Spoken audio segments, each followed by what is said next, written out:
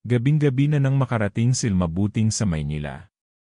Bitbit ang isang bag na puno ng lumang damit, isang sulat mula sa kanyang tiyahin, at isang munting dasal sa puso. Nasa isip niya ang simpleng pangarap, makahanap ng trabaho, makapag-ipon, at mayahon ang pamilya sa hirap.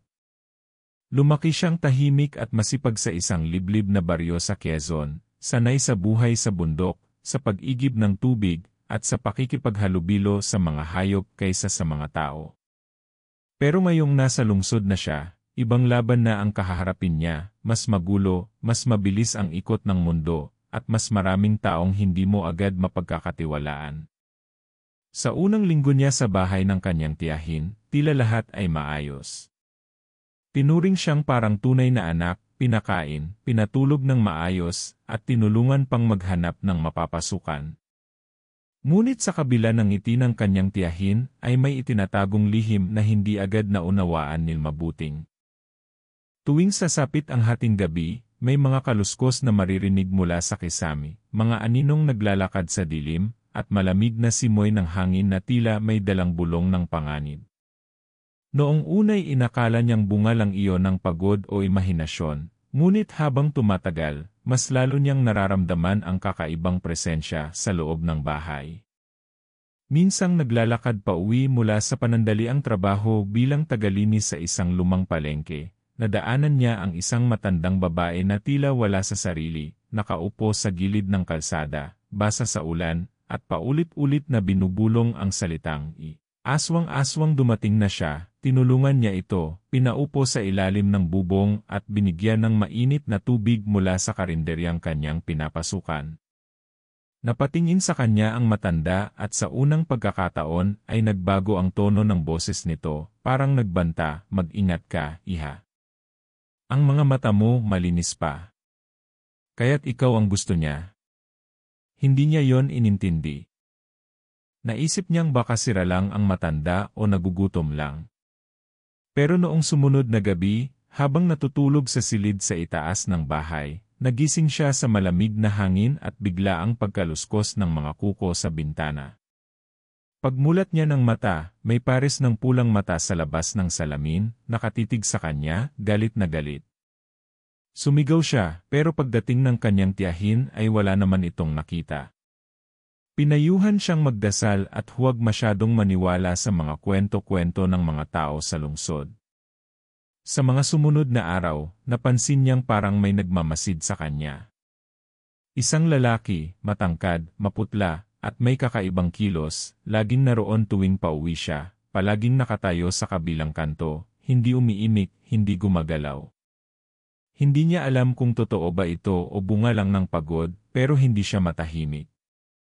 Minsang pinuntahan niya ang lugar na iyon sa umaga, wala na ang lalaki, ngunit may naiwan na kakaibang amoy, amoy ng dugo at nasusunog na buhok.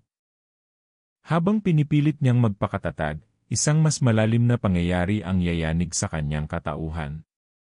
Isang gabing walang buwan, habang pinapahinga ang katawan mula sa maghapong trabaho, biglang may pumasok sa kanyang kwarto. Hindi niya nakita kung sino, hindi niya alam kung paano, pero ang gabing iyon ang tuluyang bumasag sa kanyang pananahimik. Kinabukasan, hindi siya makapagsalita, hindi siya makagalaw. Ang kanyang tiyahin, imbes na tulungan siya, ay tila takot na takot at sinabihang huwag na huwag siyang magsusumbong. May mga bagay dito na hindi mo kayang labanan, anito. Mas mabuting kalimutan mo na lang. Ngunit si Mabuting ay hindi na ang dating dalagang tahimik at sunod-sunuran. Sa kabila ng takot at trauma, nagsimulang gumising ang kakaibang lakas sa loob niya. Hindi niya maipaliwanag, pero gabi-gabi, nananaginip siya ng mga kakaibang nilalang, mga nilalang na may pakpak, humahaba ang dila, at umiinom ng dugo ng sanggol. Sa panaginip, tinuturuan siya ng isang matandang babae kung paano makilala ang aswang, kung paano ito labanan, at kung paano gamitin ang sariling galit bilang sandata. Unti-unting nagbago si Mabuting. Hindi na siya takot. Unti-unti niyang sinusundan ang mga bakas ng lalaking may pulang mata. Unti-unti niyang naintindihan na ang lalaking iyon ay hindi basta tao. Isa siyang aswang at hindi siya basta umaatake. Pumipili siya ng biktima at silmabuting ang bagong napiling puntiryang paglaruan, saktan at sirain. Ngunit may isang bagay na hindi alam ng aswang, hindi na siya ang dating inosente at mahina. Sa ilalim ng buwan, sa harap ng madilim na kagubatan sa labas ng lungsod, hinarap ni Mabuting ang kanyang takot. Hindi na siya umaasa ng tulong. Ang puso niya ay puno na ng galit, ng puot, at ng hangaring makapaghiganti. Ngunit sa likod ng lahat ng ito, isang tanong pa rin ang gumugulo sa kanya, sino nga ba talaga siya? Bakit sa lahat ng tao, siya ang pinili ng nilalang na iyon? At ano ang koneksyon ng kanyang tiyahin sa lahat ng ito? Habang bumubulong ang hangin ng gabi at unti-unting humihina ang liwanag ng kanyang lampara, napansin niyang may sulat na nakasuksok sa ilalim ng kanyang higaan. Isang sulat na may lumang tinta at may kakaibang amoy. Nang buksan niya ito, nabasa niya ang pangalang matagal na niyang kinalimutan, pangalan ng isang taong matagal nang patay pero tila muling nabubuhay sa dilim. At doon nagsimula ang tunay na laban, hindi lang para sa hustisya, kundi para sa katotohanan at kanyang pagkatao. Ano ang lihim sa likod ng kanyang pagkatao? Bakit tila may dugong hindi pangkaraniwan ang dumadaloy sa kanyang mga ugat? At anong klaseng nilalang nga ba ang nagtatago sa anino ng kanyang pagkabata? Abangan ang susunod na bahagi ng kwento ni Mabuting, ang dalagang probinsyana na hindi basta nagpapadikta sa takot at handang gumanti sa dilim. Napatingin si Mabuting sa sulat. Nanginginig ang kanyang kamay habang binabasa ang mga linyang tila isinulat sa pagmamadali. Huwag kang magtitiwala kahit kanino. May dugo kang hindi mo alam. Balang araw, ikaw ang susi sa pagtatapos ng sumpa. Paulit-ulit niyang binasa ang mga salita, sinusubukang unawain ang kahulugan. Kaninong kamay galing ang sulat? At anong sumpa ang tinutukoy? Sa gilid ng papel, may nakasulat na pangalan, Rosalinda. Ang pangalan ng kanyang ina, ang inang matagal nang patay mula pa noong siya'y 7 taong gulang. Bumalik sa kanyang alaala ang huling araw na nakita niya si Rosalinda. Malamig ang gabi, may kasayahan sa baryo, at pinilit ng kanyang ina na huwag na siyang sumama. Naiwan siyang tulog sa banig habang ang kanyang inay lumabas. Ngunit hindi na ito bumalik. Kinabukasan, natagpuan ang katawan nito sa tabing ilog, wala ng buhay, at may mga marka sa leeg na hindi kayang ipaliwanag ng mga doktor. Simula noon, lumaki siya sa pangangalaga ng kanyang lola sa bundok, isang matandang hilot na maraming alam sa mga halamang gamot at paniniwalang lumang-luma. Ngayon, sa Maynila, muling nabuhay ang mga tanong na iniwan ng kanyang ina. Ano ang ibig sabihin ng dugo na tinutukoy sa sulat? Bakit siya? At bakit ngayon lumilitaw ang mga nilalang na akala niya ay kwento lang ng matatanda sa baryo? Mula nang natanggap niya ang sulat, lalo pang lumalim ang kakaibang pakiramdam niya sa kanyang paligid. Parang may mga matang laging nakatingin kahit sa araw. Isang hapon, habang naglalakad siya pauwi, may batang babae na biglang sumulpot sa kanto. Marumi ang damit at tila hindi normal ang kilos. Tumitig ito kay Mabuting at bumulong, ikaw yung anak ng tagapagbantay, di ba? Napalunok si Mabuting. Anong tagapagbantay? Tanong niya, ngunit agad ding tumakbo palayo ang bata, hindi na muling lumingon. Hindi na siya nakatulog ng maayos sa mga sumunod na gabi.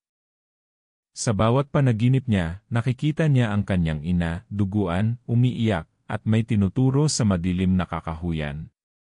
Doon, may tila kuweba, at sa loob nito'y may mga aninong naglalaban. Isang babae, hindi niya maaninag kung sino, ang tila lumalaban sa isang nilalang na may mahahabang kuko at matatalim na ngipin. Pagkagising niya, lagi siyang pawisan, nanginginig, at laging may bahid ng dugo sa gilid ng kanyang mga daliri, kahit hindi niya maalalang nasugatan siya. Muling bumalik ang lalaki na may pulang mata. Sa pagkakataong ito, mas malapit na siya. Nakaupo sa karinderya kung saan nagtatrabaho si Mabuting. Nakatitig lang ito, hindi kumakain, hindi nagsasalita. Kinabukasan, hindi na siya pumasok. Natatakot siyang baka may mangyari sa kanya sa harap ng maraming tao, at ayaw niyang idamay ang ibang walang kinalaman.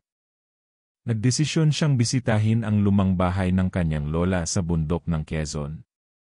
Doon siya umuwi para maghanap ng kasagutan. Sa kanyang pagdating, tila wala ng tao sa bahay, abandonado, at puno na ng damo at alikabok. Ngunit sa loob ng lumang aparador ay may isang kahon na may ukit ng mga kakaibang simbolo. Binuksan niya ito at tumambad sa kanya ang mga lumang larawan, dahon ng mga halamang hindi niya kilala, at isang kwintas na may bato sa gitna na kulay dugo.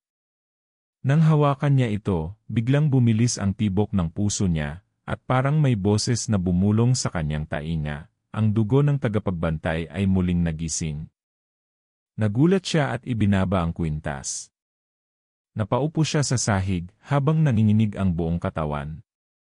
Doon niya naalala ang mga paniniwala ng kanyang lola, ang mga kwento tungkol sa mga nilalang ng dilim, ang mga tinatawag nilang tagabantay, mga babaeng may kakayahang makita ang mga hindi nakikita. At may dugo ng mga sinaunang albularyo na kayang lumaban sa aswang. Akala niya kwento lang iyon noong bata pa siya, pero ngayon, isa-isa nang bumabalik ang katotohanan. Nagtagal siya ng 3 araw sa bundok. Sa mga gabing iyon, muling nanaginip siya ng parehong babae sa panaginip, ngayon ay mas malinaw. Si Rosalinda.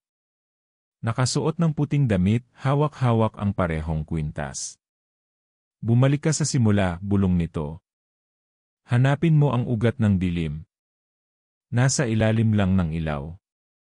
Pagbalik ni Mabuting sa Maynila, agad siyang sinalubong ng malamig na katahimikan sa bahay ng kanyang tiyahin.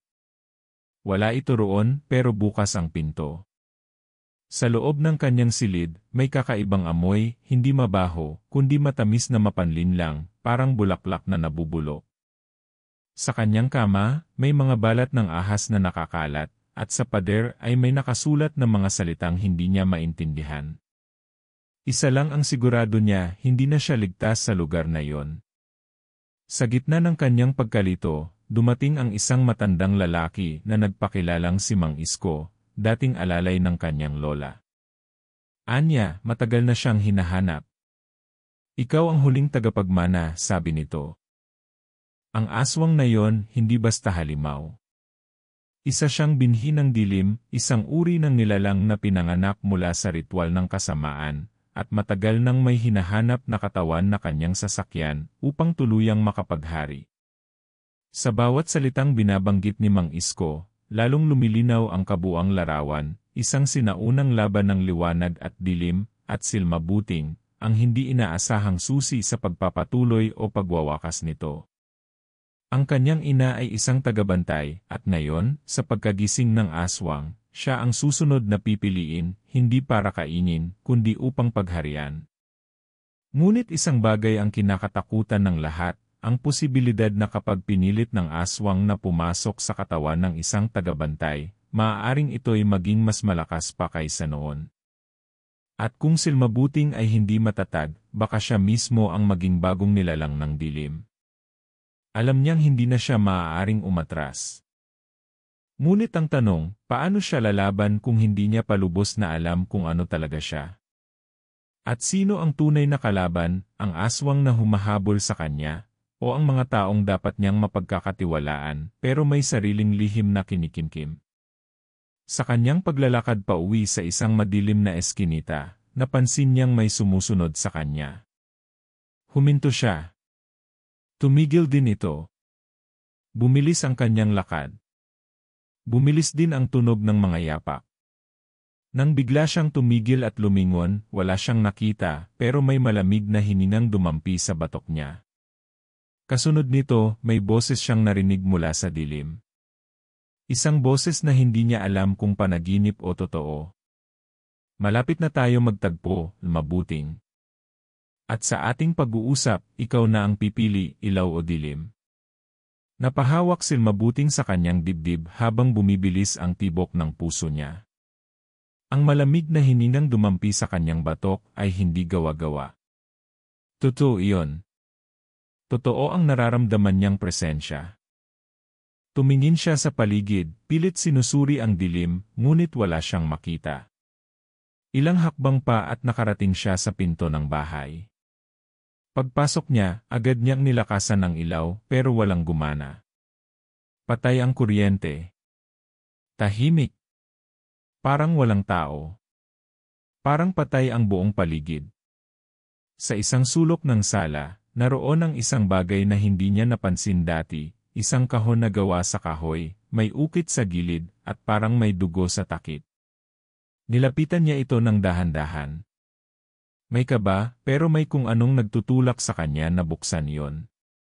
Pag-angat niya ng takip, nakita niya ang mga sulat at lumang papel, mga liham ng kanyang ina na tila sinadyang itago.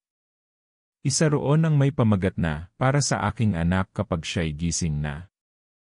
Nanginginig ang kanyang kamay habang binabasa ang mga linya. Inilahad dito ng kanyang ina na may dalawang uri ng tagapagbantay, ang bantay ng liwanag at bantay ng dilim. Ang kanilang pamilya ay tagapagmana ng liwanag, mga babaeng may kakayahang ilantad ang anyo ng mga nilalang sa dilim.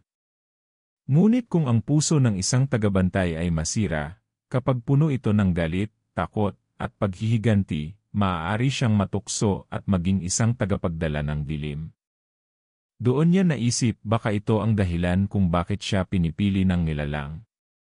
Hindi lang dahil sa kanyang dugo, kundi dahil alam nitong may sugat ang kanyang puso, sugat na pwedeng samantalahin. Habang hawak niya ang sulat, biglang may tumunog sa kusina, parang nabasag na pinggan. Napalingon siya. Wala siyang nakita.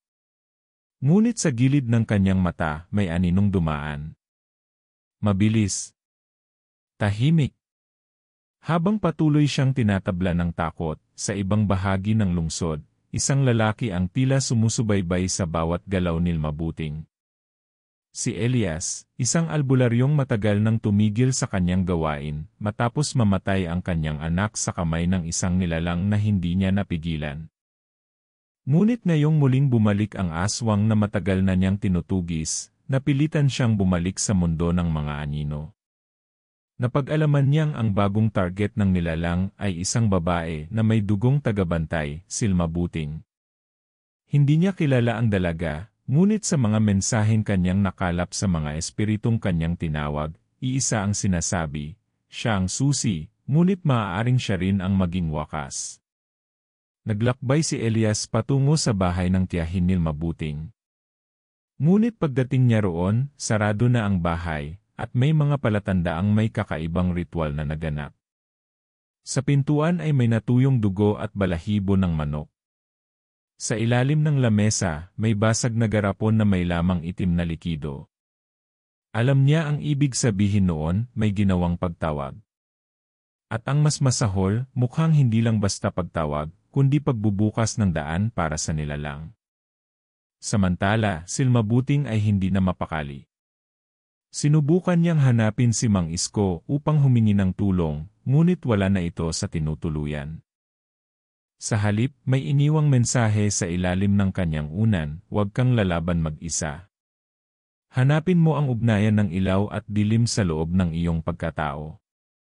Lalong nalito si Mabuting. Wala na siyang ibang mapuntahan.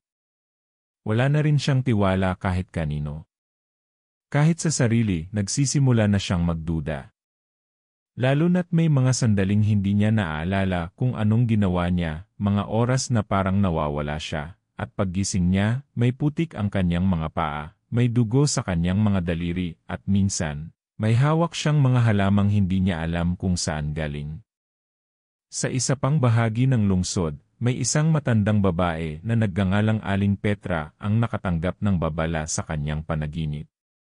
Isa siyang manggagamot na kilala sa kanilang barangay. Sa panaginip, nakita niya ang isang batang babae na umiiyak sa gitna ng apoy. Ang batang ito ay si Mabuting. Sa kanyang bisig, may hawak siyang sanggol, pero ang mukha ng bata ay itim at walang mata. Pag hindi mo siya natulungan, kayo ang susunugin, sabi ng boses sa panaginip. Kinabukasan, agad siyang naglakad papuntang simbahan at nagsimulang magtanong kung may nakakaalam sa pangalang Lumabuting. Doon niya nakilala si Elias. Pareho silang naghahanap sa dalaga at pareho rin ang layunin, iligtas ito bago pa mahuli ang lahat. Balik kay Mabuting, napansin niyang araw-araw ay may sumusunod sa kanya. Isang matanda, tila bulag, pero laging nasa lugar kung nasaan siya. Minsan nilapitan niya ito, tinanong niya kung bakit siya sinusundan. Ngunit mumiti lang ito at bulong ng dasal. Anak ka ng ilaw pero nakikita ko na ang dilim sa iyong likod. Kinilabutan siya. Hindi niya alam kung dapat ba siyang matakot o makinig. Ngunit bago pa siya makatanong muli, nawala ang matanda sa gitna ng maraming tao, parang bula. Gabi ng Biyernes, muling bumalik ang aswang. Mas agresibo. Mas malapit. Sa kanyang panaginip, pinilit nitong makapasok sa kanyang katawan. Nararamdaman niya ang malamig na haplos sa kanyang batok, ang bulong na nagsasabing, tanggapin mo ako. Ako ang tunay mong lakas. Ako ang makakapagbigay ng hustisya sa lahat ng nanakit sa iyo. Nang gigisingin niya ang sarili, hindi siya makagalaw. Naparalisa siya ng takot. Sa dilim, nakita niya ang aninong tila bahagi na ng kanyang katawan, nakadikit sa kanya, at hindi niya alam kung paano alisin. Pagmulat niya, nasa ibang lugar siya. Isang abandonadong bahay sa gilid ng lungsod. Puno ng alikabok, amoy ng kandila, at may mga aninong gumagalaw sa sulok. Sa gitna ng silid ay may malaking salamin. At sa salamin, hindi ang kanyang refleksyon ang nakita niya, kundi isang batang babae, duguan ang damit at may sugat sa puso. Hindi mo pa ako kilala, bulong ng bata, pero ako ang panibagong ikaw kapag pinili mong sumama sa kanya. Hindi niya maintindihan. Parang nasisiraan na siya ng bait. Pero alam niya, hindi ito basta halusinasyon. Isa itong babala. Isang senyales na papalapit na ang oras. Oras ng desisyon. Oras ng pagsubok. Sa loob ng puso niya, nagsimula ng bumuo ng apoy, hindi ng galit, kundi ng tanong, kung ako ang susi, paano ko isasara ang pinto ng dilim kung ako mismo ay naguguluhan kung saan ako nabibilang? At sa di kalayuan, sa madilim na bahagi ng lungsod, ang nilalang ay naghihintay. Nakangiti. Sapagkat alam nitong unti-unti na itong nakakapasok. Unti-unti nang nagbibitak-bitak ang proteksyong bumabalot kay Mabuting. At sa oras na tuluyang bumigay ang kanyang loob, wala nang makakapigil sa pagsabog ng kadiliman. Sa mga sumunod na araw, hindi na alam ni Mabuting kung panaginip ba o katotohanan ang nararanasan niya. Minsan, paggising niya ay may mga pasa siya sa braso, sugat sa binti, at putik sa ilalim ng kuko. Wala siyang maalala. Pero sa bawat sulyap sa salamin, para bang hindi na siya ang nakikita niya. Mas malalim na ang kanyang mga mata, parang may laging nakasilip sa loob, isang aninong gustong makawala. Patuloy siyang sinusundan ng mga aninong hindi niya makita ng buo, ngunit ramdam niya. Sa mga sulok ng mata niya, laging may gumagalaw. Minsan, sa salamin, may nakatayo sa likod niya, pero pagharap niya ay wala naman. Habang lumalalim ang gabi, lalo rin siyang nilalapitan ng mga alaala. Ang kanyang pagkabata, ang pagkawala ng kanyang ina, at ang mga gabing umiiyak siya sa ilalim ng kama, habang naririnig ang sigaw ng isang babaeng parang hindi tao. Tila lahat ng iyon ay bumabalik upang ipaalala sa kanya na hindi normal ang kanyang buhay. Ngayon niya lang nauunawaan kung bakit may mga pangarap siyang hindi niya maipaliwanag. Mga bangungot na laging nauwi sa apoy at kadiliman. Si Elias, kasama na ngayon si Aling Petra, ay patuloy na hinahanap si Mabuting. Sa mga natagpuang palatandaan, tila hindi na siya ang dating siya. May mga ulat na may babaeng nakikitang naglalakad sa 10 oras ng gabi, walang saplot sa paa, at may mga mata na parang iba ang kulay, pula, minsan puti, minsan itim. Ang mga asong kalye ay tumatahol sa kanya. Ang mga ilaw ay namamatay pag siya ay dumadaan. Kung hindi tayo aabot sa tamang oras, wika ni Aling Petra, baka hindi na natin siya mailigtas, baka tayo pa ang kailangan niyang labanan.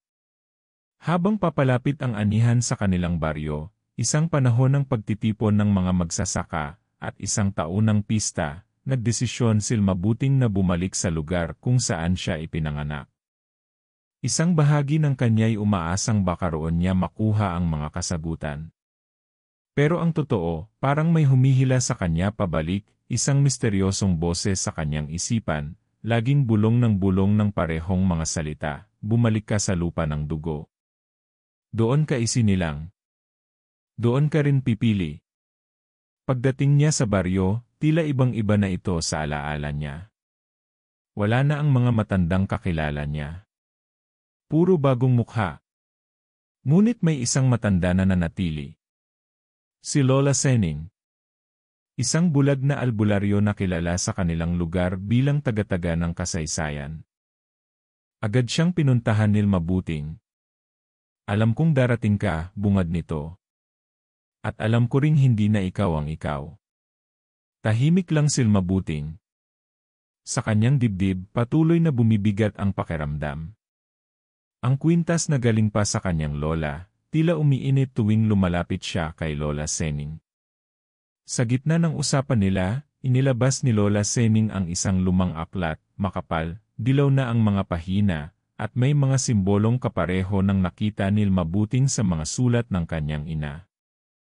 Doon nakasaad ang buong kasaysayan ng mga tagabantay. Na noon pa man, may giyera ng hindi nakikita ng ordinaryong mata, giyera sa pagitan ng ilaw at dilim. Ang mga aswang ay hindi basta halimaw. Isa silang sinaunang lahi na pinalayas mula sa liwanag at tumira sa anino. Ngunit upang manatili sa mundong ibabaw, kailangan nilang sumanib sa mga may dalisay na dugo. At ang mga tagabantay, sila ang mga pumipigil dito. Ngunit hindi lahat ng tagabantay ay nanatiling tapat sa liwanag. May mga tumalikod. May mga piniling gamitin ang kanilang lakas sa paghihiganti, sa galit, sa pagkawasak. Sila ang tinatawag na itim na tagabantay. At ayon kay Lola Senning, ang isa sa mga ito ay nananahan ngayon sa baryo, naghihintay ng tamang oras upang gamitin ang katawan ni Mabuting bilang tuluyan nitong tahanan. Hindi pa huli ang lahat, bulong ng matanda. Ngunit dapat mong tanggapin kung sino ka, bago ka tuluyang makain ng anino. Habang nilalabanan ni Mabuting ang pagkalito sa loob ng kanyang puso, unti-unti rin siyang nakakaramdam ng pagbabago sa kanyang katawan. Mas lumalakas siya. Mas matalas ang kanyang pandinig. Naririnig niya ang mga bulong ng hangin. Ramdam niya ang paggalaw ng mga nilalang kahit hindi niya ito nakikita. Ngunit kasabay nito ang mga matinding bangungot kung saan siya mismo ang pumapatay ng mga inosente. Sa bawat paggising niya, may takot na baka isang araw, hindi na niya magawang kontrolin ang sarili niya. Isang gabi, sa gitna ng pista, habang ang mga tao ay masaya, may isang batang babae ang sumigaw. May nilalang! Sa ilog. Nagsigawan ang mga tao. Tumakbo ang ilan. Nang dumating si Mabuting sa ilog, nakita niya ang isang katawan ng babae, nanginginig, sugatan, at namumutla. Hinawakan niya ako, malamig siya, walang mata, sigaw ng biktima. Habang ang mga tao ay nagkakagulo, si Mabuting ay nanatiling nakatayo. Sa kanyang paningin, lumitaw ang anino. Isang hugis ng babae, mahaba ang buhok, baluktot ang katawan, at may mga matang itim na itim. Tumingin ito sa kanya. Ngumiti. At biglang nawala. Nang gabing iyon, hindi na siya nakatulog. Habang nakaupo siya sa gilid ng bintana, may narinig siyang katok sa pinto. Si Elias. Nahanap din kita, Anya. At hindi ako nag-iisa. Sa likod niya, si Aling Petra, may dalang banig ng mga dahon at usok ng insenso. Kailangan nating simulan ang pagbabalik, sabi ng matanda. Bago pa ang anino ang maunang sumanib. Dinala siya ng dalawa sa isang lumang simbahan sa gilid ng baryo. Dito ginanap ang isang ritual. Hindi para palayasin ang aswang, kundi para ipakita kay mabuting ang kanyang buong pagkatao. Sa gitna ng bilog ng asin at apoy, nakita niya ang kanyang sarili sa maraming anyo, isang batang babae na umiiyak sa ilalim ng ulan, isang dalagang tumatakbo sa kadiliman, isang nilalang na may kalahating mukha ng tao at kalahating mukha ng halimaw. Lahat ng ito, ikaw, bulong ng boses. Pipili ka ngayon, kaninong tinig ang susundin mo. Ngunit bago pa matapos ang ritual, isang malakas na sigaw ang yumanig sa simbahan. Pumasok ang malamig na hangin. Namatay ang apoy. At mula sa dilim, unti-unting lumabas ang nilalang na matagal nang nanonood sa kanya. Hindi mo na kailangan ng gabay, wika nito. Alam mong ako ang inaasahan mo. Ako ang susi sa hustisya mo. Ako ang makakabawi para sa lahat ng nawala sa iyo. Ngunit hindi sumagot si Mabuting. Sa halip, lumapit siya sa nilalang. Dahan-dahan. Walang takot. Sa kanyang kamay, hawak niya ang kwintas na iniwan ng kanyang ina. At sa kanyang puso, humahampas ang dalawang tinig, ang boses ng kanyang ina at ang boses ng nilalang. Sa mga mata ni Elias, nakita niya ang pagbabago. Si Mabuting ay hindi na ang dating takot na babae.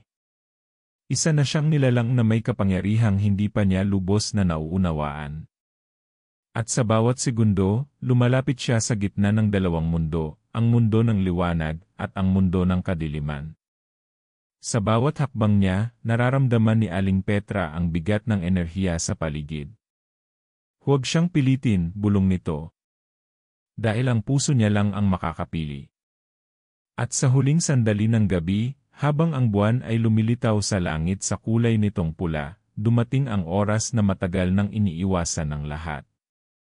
Si Mabuting ay nakatayo sa gitna ng simbahan, kaharap ang nilalang ng kadiliman, at sa kanyang likod ay ang apoy ng kanyang pagkatao. Ngunit hindi pa niya ginagawa ang pagpili. Hindi pa siya humahakbang sa wakas. At doon natigil ang gabi, tahimik, nakabitin, puno ng takot. Tahimik pa rin ang gabi. Walang imik ang mga puno, walang huni ang mga kuliglig, at kahit ang hangin ay tila huminto sa paghinga. Sa gitna ng lumang simbahan, nanatiling nakatayo si Mabuting, ang kanyang mukha ay walang emosyon, pero ang mga matay naglilihim ng isang apoy na hindi niya maipaliwanag. Sa kanyang harapan, ang nilalang ng kadiliman ay hindi na lang basta anyo ng anino, unti-unti na itong nagkakaroon ng pisikal na katawan, para bang sinisipsip nito ang lakas mula sa paligid. Ang aninong ito, sa unang pagkakataon, ay may mukha. At ang mukha ay kakilala niya. Hindi maaari, mahinang usal ni Mabuting. Ang mukha ng nilalang ay unti-unting bumubuo, at sa dulo, ito'y naging larawan ng kanyang ina. Ang parehong mukha na nakita niya sa mga lumang litrato, ang parehong ngiti na nagpapakalma sa kanya sa mga alaala ng kanyang pagkabata. Ngunit sa mga mata ng nilalang, wala ni isang hibla ng pagmamahal. Puro galit. Puro kadiliman. Hindi mo ako naalala, anak, tanong ng nilalang sa boses na parang tunog ng sabay-sabay na nagbabangga ang salamin. Iniwan mo ako. Pinabayaan mo akong lamunin ng mga apoy. At ngayon, ikaw ang magdadala sa akin pabalik. Nabigla si Mabuting. Hindi ito inaasahan. Akala niya, ang kanyang ina ay namatay sa isang sunog na aksidente. Pero bakit ito ang sinasabi ngayon? Nagtatalo ang kanyang damdamin, galit, takot, at pangungulila.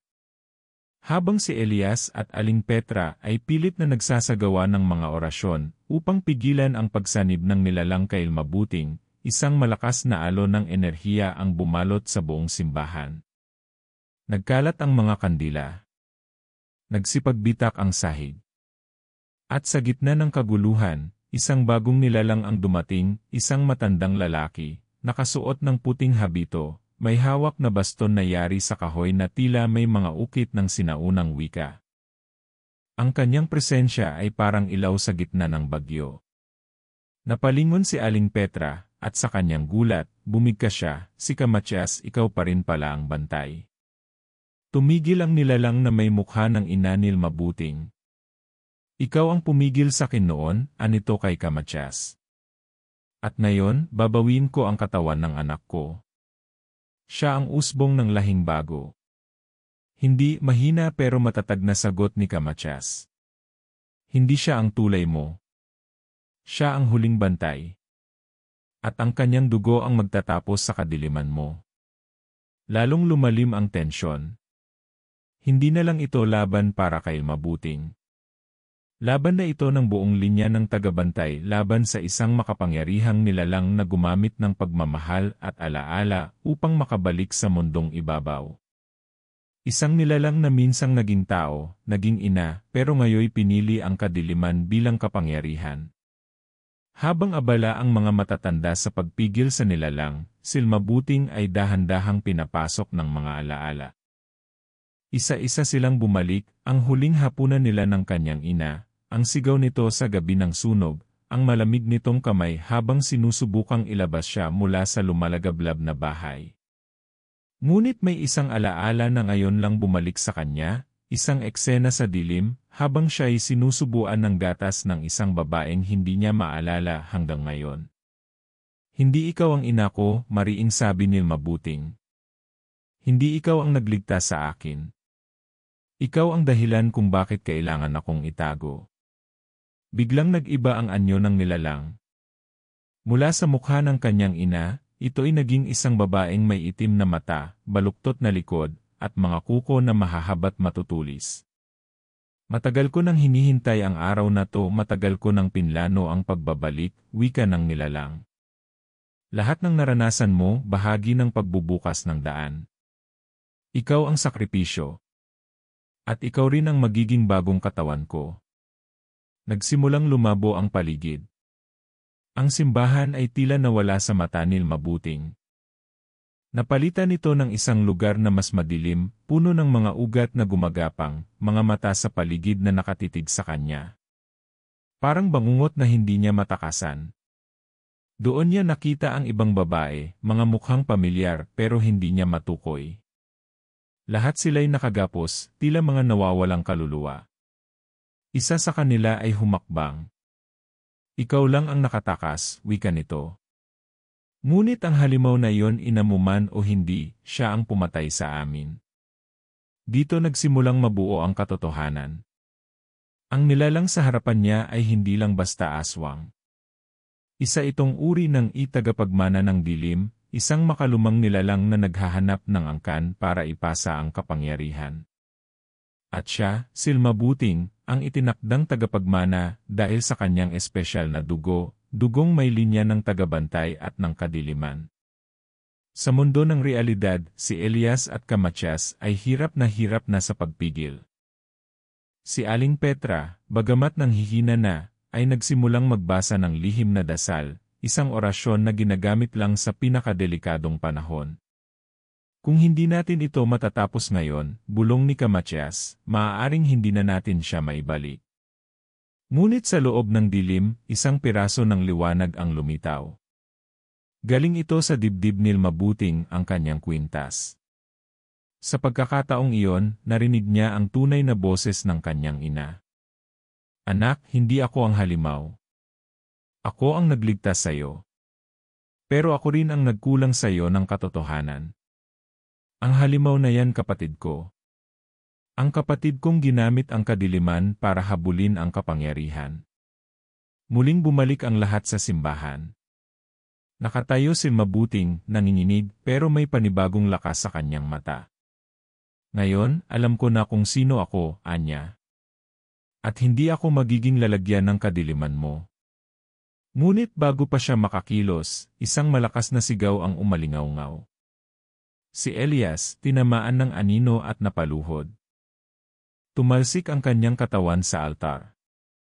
Si Aling Petra ay napasigaw habang hinatak ng mga ugat mula sa sahig. Si Kamatyas ay pilit na pinoprotektahan si Mabuting ng kanyang baston, pero halatang naubusan na rin ng lakas. Ngayon, hindi na lang si Mabuting ang nasa panganib. Ang mga taong nagmahal sa kanya, nagprotekta sa kanya, ay isa-isa nang nawawala. Isa-isa nang sinasaktan ng nilalang na minsang naging bahagi ng kanyang dugo. At sa gitna ng kaguluhan, bumuka ang lupa sa gitna ng altar. Isang malaking hukay ng apoy at anino ang lumitaw. Mula roon, unti-unting umaangat ang isang nilalang na mas malaki, mas matindi, at mas matagal nang natutulog, ang tunay na pinuno ng mga aswang. At sa sandaling iyon, napagtanto ni Mabuting, ang laban ay hindi pa talaga nagsisimula. Ang halimaw na kaharap niya ngayon ay siya palang tagapukaw ng mas matinding kadiliman. Nagliliyab ang altar habang ang lupa'y patuloy na bumubuka. Ang nilalang na umaahon mula sa hukay ay halos doble ang laki ng tao. Ang balat nito'y parang uling, at ang mata ay pulang-pula, tila apoy na hindi namamatay. Ang hangin ay naging mabigat, at bawat hakbang ng halimaw ay parang dagundong ng kulog. Ito na ang pinakamatinding sandali sa buong buhay ni Mabuting. Ang nilalang na ito ang pinuno ng lahat ng aswang, ang orihinal, ang pinagmulan ng kadiliman sa kanilang angkan. Humigpit ang hawak ni Mabuting sa kanyang kwintas. Sa kabila ng takot, nararamdaman niyang may nagising sa kanyang loob. Hindi ito kapangyarihan ng dilim. Ito ay lakas na galing sa pagmamahal, sa alaala ng mga taong nagmahal at nagligtas sa kanya, kay Elias, kay Aling Petra, kay Kamatyas, at higit sa lahat, sa ina niyang tunay na nagmahal sa kanya, kahit noong buhay pa ito. Napatayo si Elias, sugatan pero hindi sumusuko. Tinulungan niya si Mabuting habang si Kamatyas ay pilit pinipigilan ang halimaw na papalapit. Anak, tandaan mo, sabi ni Kamatyas habang nanginginig ang kamay sa hawak na baston, ang tunay na lakas ay hindi lang galing sa dugo kundi sa puso. Sumigaw ang pinuno ng aswang. Tapusin na natin ito, Mabuting. Ikaw ang huling susi. At sa isang iglap sumugod ang halimaw. Tumalon ito sa ere, handang lamunin si Mabuting sa isang atake. Pero bago pa ito tuluyang makalapit, isang malakas na liwanag ang lumabas mula sa kwintas ni Mabuting. Napuno ng puting apoy ang buong simbahan. Ang mga ugat na galing sa lupa ay nagbitak. Ang mga kandila'y muling nagliwanag. At ang nilalang ay nahulog sa lupa, napasigaw sa sakit. Tila sinusunog ito mula sa loob. Ngunit hindi pa tapos ang lahat. Habang nakahandusay ang pinuno ng aswang, biglang lumapit ang babaeng nilalang na kapatid ng kanyang ina. Hindi mo alam, pamangkin, anito habang papalapit, na kahit patayin mo ang pinuno, mananatili ang ugnayan natin. Ang dugo mo ay itim pa rin. At ako ang tutulong sa iyo para yakapin ito. Isang nakakatindig balahibong halakhak ang sumunod. Sa isang iglap, hinalikan ng nilalang ang kamay ni Mabuting. Isang malamig na enerhiya ang pumasok sa kanyang balat. Para siyang nanigas. Hindi siya makagalaw. Ang mundo sa paligid niya ay tila umikot.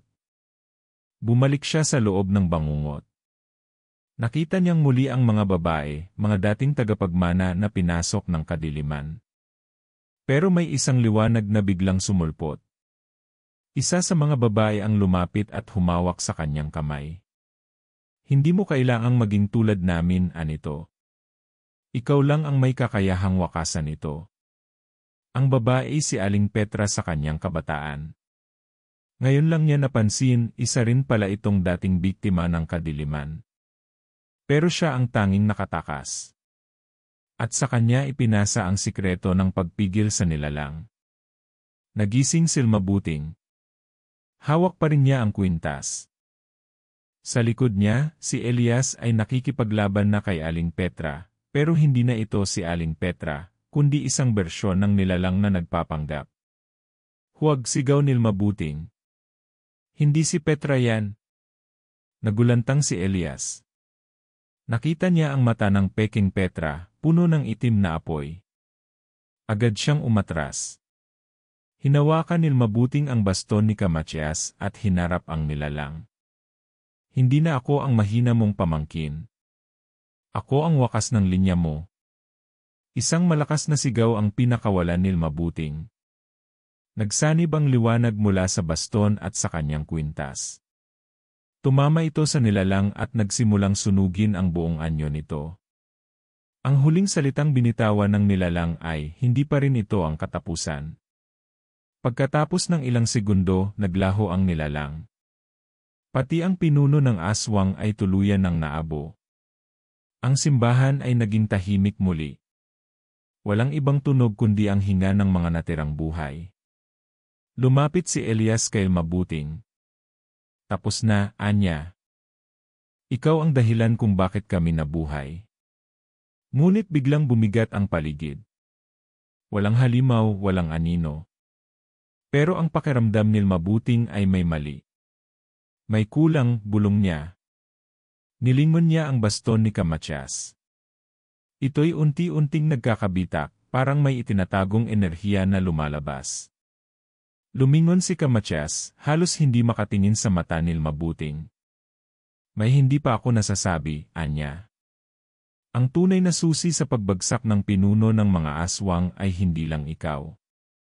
Tumigil siya, malalim ang hinga. Ako ang unang tagapasa ng kadiliman. Ako ang unang sinaniban. At ngayon, ito'y bumabalik sa akin.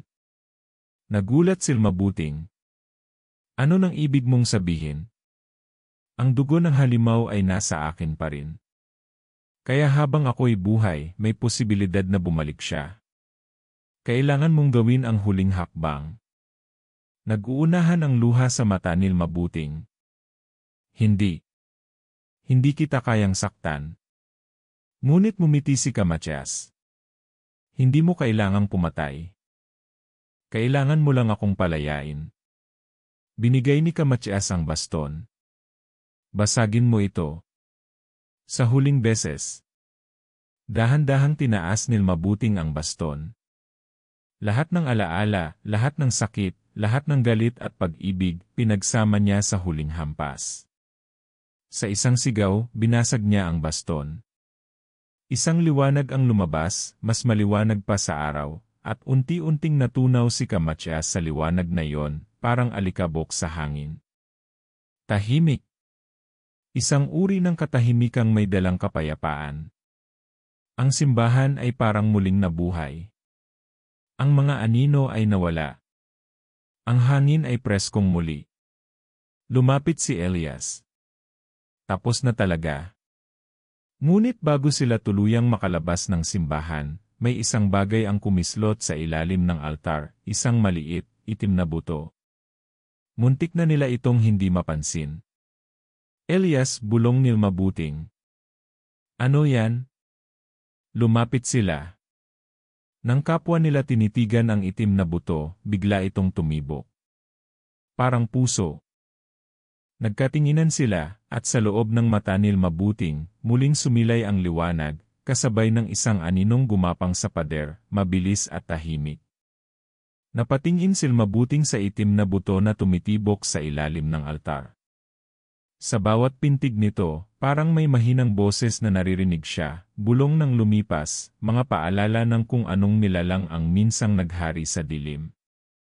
Dahan-dahan siyang lumapit. Hawak pa rin ang basag na baston ni Kamatyas na ngayon ay piraso na lamang ng kahoy. Si Elias, bagaman sugatan at pagod, ay agad humarang. Tama na. Hindi natin kailangang galawin yan. Ngunit may naramdaman si Mabuting isang koneksyon. Hindi ito tulad ng dati niyang nadarama kapag may halimaw na malapit. Ito ay mas malalim, mas tahimik, at mas malungkot. Para bang ang itim na buto ay isa na lamang alaala ng kung anong dati makapangyarihan. Lumuhod siya sa tabi nito. Hindi mo na kami kayang saktan, anya. Pero kailangan mong matulog ng habang buhay. Mula sa bulsa ni Elias, inilabas niya ang maliit na sisidlang kristal na nakuha nila mula kay Aling Petra noong araw na nagsimula ang lahat. Ayon sa matandang aklat, iyon lang ang bagay na kayang sumalo sa huling lakas ng halimaw. Maingat na pinulot ni Mabuting ang buto at inilagay ito sa sisidlan. Nang maisara nila ito, huminto na ang tibok. At sa unang pagkakataon, naramdaman nilang totoo na ang katahimikan. Habang lumalabas sila sa simbahan, tumama ang liwanag ng araw sa kanilang mga mukha. Wala na ang bigat sa hangin. Ang mga puno sa paligid ay unti-unting bumalik sa sigla, ang mga ibon ay muling nagsipag-awitan. Para bang ang buong bayan ay huminga ng maluwag. Sa muling pagbabalik nila sa bahay ni Aling Petra, sinalubong sila ng ilang matatandang taga-baryo na matagal nang nawawala. Isa na rito si Lola Doray, ang pinakamatandang babae sa komunidad. Narinig namin ang mga dasal, sabi niya. At naramdaman naming may nagbago. Kayo ba ang dahilan? Tumango si Elias at Silma Buting. Hindi nila kailangang magpaliwanag ng mahaba. Sapat na ang liwanag sa kanilang mga mata para malaman ng mga tao na isang matagal ng sumpa ang tuluyang nabasag. Dumaan ang mga araw. Nagsimulang bumalik sa normal ang lahat. Ipinagdiwang ng mga tao ang bagong simula. Silma Buting, bagamat may sugat pa rin sa puso, ay mas naging matatag. Nagtayo siya ng maliit na silid-aralan sa tabi ng simbahan, kung saan nagtuturo siya sa mga bata tungkol sa kasaysayan ng kanilang lugar, ngunit hindi upang takutin, kundi upang ipaalala sa kanila kung gaano kahalaga ang tapang, pagkakaisa, at pagmamahal. Si Elias naman ay naging bahagi ng bagong pamunuan sa baryo. Hindi siya tumigil hanggat hindi natutunton ang iba pang lugar kung saan maaaring nakarating ang mga nahawa ng kadiliman. Pero sa puso niya, ang pinaka-naiingatang misyon ay protektahan Silma Buting at ang pangakong iniwan ni Kamatyas na huwag hayaang bumalik ang anino ng nakaraan. Isang gabi, habang magkahawak ng kamay sinal Mabuting at Elias sa harap ng altar, muling naramdaman ni Mabuting ang malamig na hangin. Ngunit hindi na ito galing sa nilalang. Ito ay paalala lang na sa bawat tagumpay may kapalit. Na ang kadiliman ay maaaring bumalik kung makalimutan nilang alagaan ang liwanag. Naalala mo pa ba ang sinabi ni Kamatyas? Tanong ni Elias. Ang dugo mo ay hindi sumpa kundi paalala.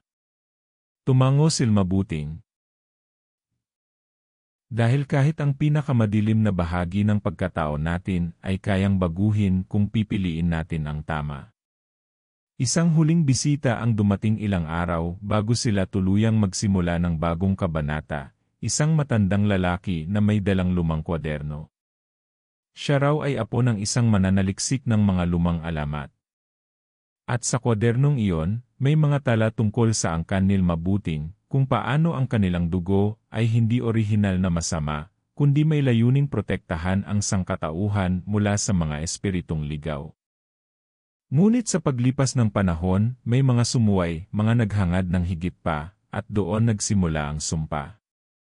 Ngayon, sinabi ng matanda, ay may pagkakataon Silma Buting na itama ang lahat.